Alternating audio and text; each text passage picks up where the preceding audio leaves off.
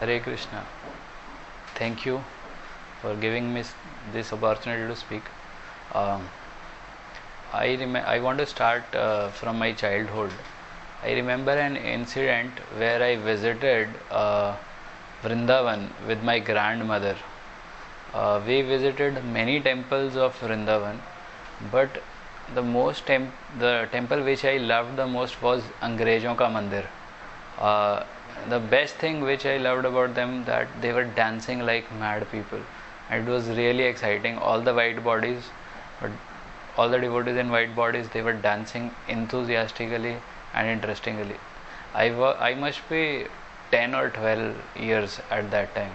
So that incident is still in my mind.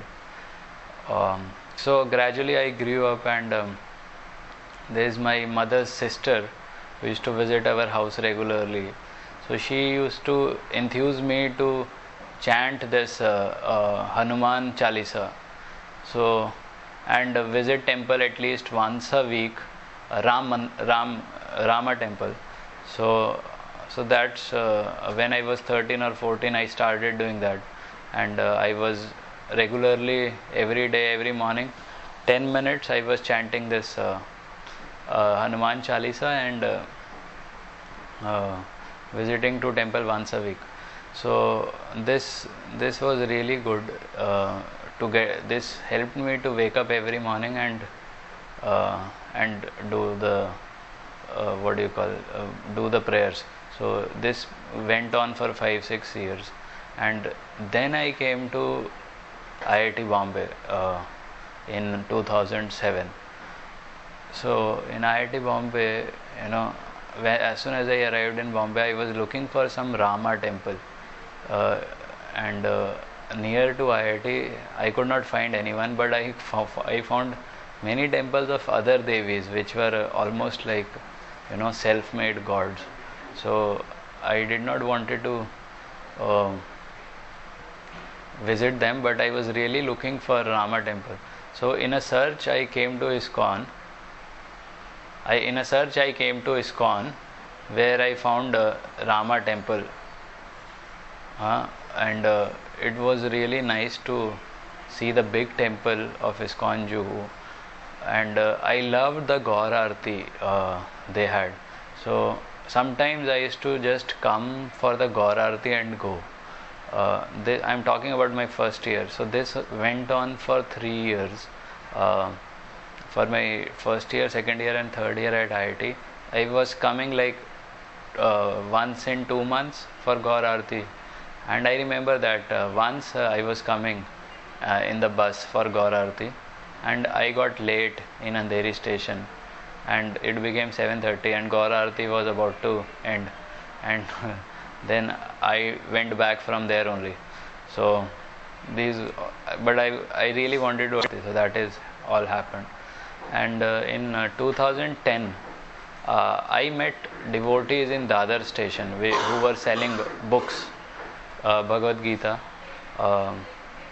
and they invited me to a program, and that was Chopati Temple's bookstall. So I went there for a time management session, which I guess is a what do you call, Prerna festival, which was a Prerna festival on time management, and that was a really nice experience. He gave a really nice tips of time management, along with nice dancing program in the temple hall. They closed all the doors and everyone dancing like a madman, and after that they had served a very nice feast, which and another thing which I liked there was that in Bombay I did not find nice sweets, but Chopati temple had all the nice sweets, which was another attraction to me. So this happened, and it was really nice to be there. This was my first hearing session at ISKCON. So I was amazed. So this gave me a very nice push to keep on coming to ISKCON temples regularly. But the problem with the Chopati was that it's too far from IIT to go. But Juhu was little closer. So sometimes I used to come to Juhu. So one day I came to Juhu and met a brahmachari. So I offer my respects to him for doing all that he has done. But he took my number and he used to regularly call me. But I never liked his conversations. So it went on for 3 months. He would call and I would not pick up. So like this, things were happening, and then I stopped picking phone only. But then after 3-4 months, one day I got up at a very at 5 o'clock or something in IIT, which is like very rare. So I got up, then I thought, okay, let us do something good today. So I got ready, did everything, and then took a bus and came to temple. And I again met that brahmachari. So he made me chant, attend a Guru Puja, and then gave me prasad. So it was really nice that day. So I got some appreciation for him that day. And then again he started calling. Then again I stopped picking up his calls, and all that happened. Then after some time, me and my friend planned a night out visit to this Guru Puja. We wanted to come to Guru Puja on a bike, because recently we had got bikes from somewhere.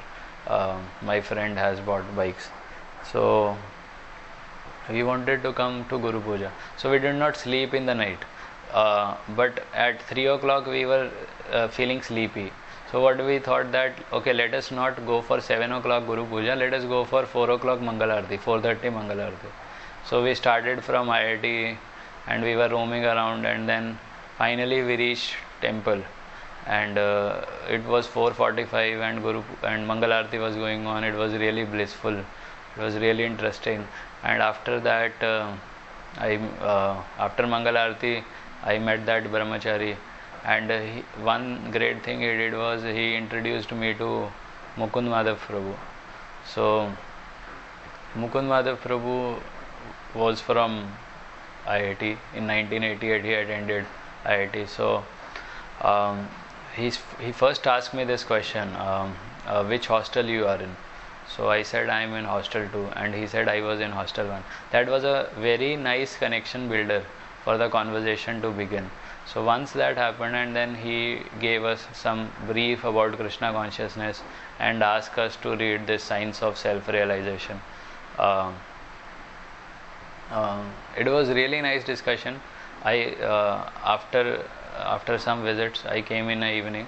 After some time I came in the evening and I bought that book. But I really never read that book. But one thing great happened, that I know Mukund Madhav Prabhu now, which is really nice. So after some time, like let's say 1 month or so, I came with a friend of mine from IIT Chennai. So again we met Mukund Madhav Prabhu, and it was a really nice to talk. So that's how it went on. And after some time I really liked the morning program they had. So I thought of let's go frequently, but I could not do it. So there's one friend of mine who said, I am free on Tuesday mornings, I don't have any classes, so let's go on Tuesday mornings. And there is one friend of mine who is like a weekend person, we should go to temples on weekends. So he said, let's go on Saturday. So we will plan that we will go for a Mangal Aarti on Tuesday and Saturday with different friends. But they will not come because they could not get up at that time. So what happened was, because I used to get up, then I would come alone to temple. So this made me come 2 times a week. Now another interesting story here is about a bike.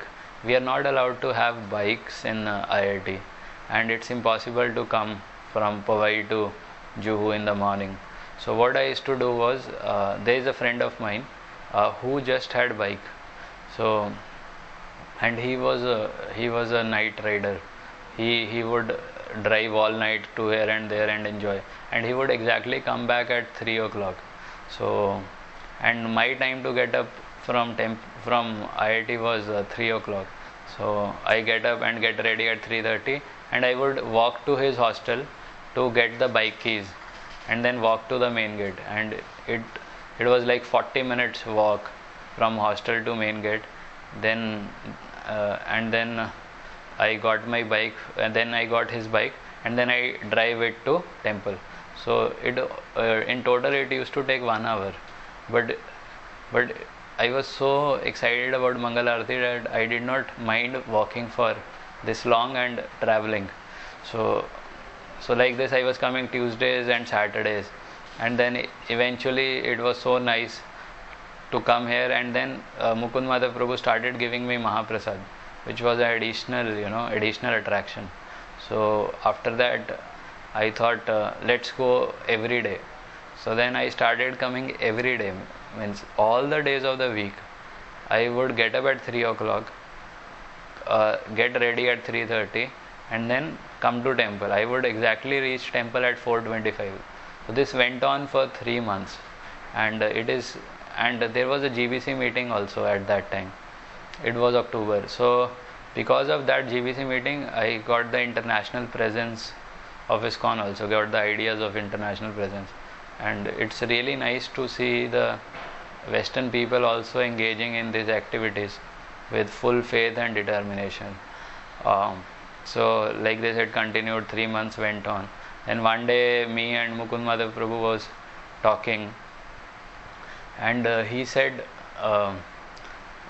okay, I forgot to mention one thing about questions. So I would come every day in those 3 months, and every morning at 7 o'clock I would ask questions to Mukund Madhav Prabhu. I would write down my question and bring my notebook, and he would answer them one by one. It also went on for 3 months, and it was really blissful to listen to him. And it all happened on the terrace in the very fresh air, and it was really nice. And then one day I was telling about my conversation with Mukund Madhav Prabhu, in which he said, "You are coming every day from IIT in the morning, which might be difficult. So why don't you stay here and go to IIT?" So then I started staying in. Then what I did is, instead of coming in the morning at 3:30, I started coming in the night only. Let's say 9 o'clock. So I would come in the night, finish my work at IIT, come to temple at 9 o'clock, then do everything in the morning and go back to IIT at around 8 o'clock.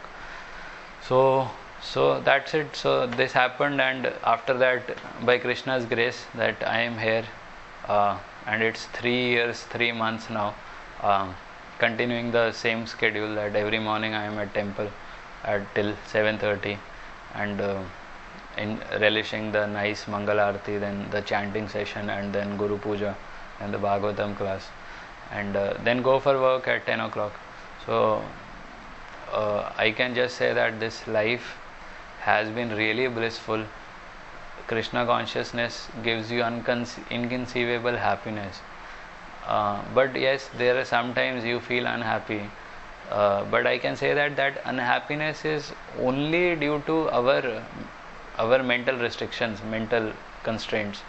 That is not due to the problems in Krishna consciousness. The Krishna consciousness is just meant to give us perpetual happiness.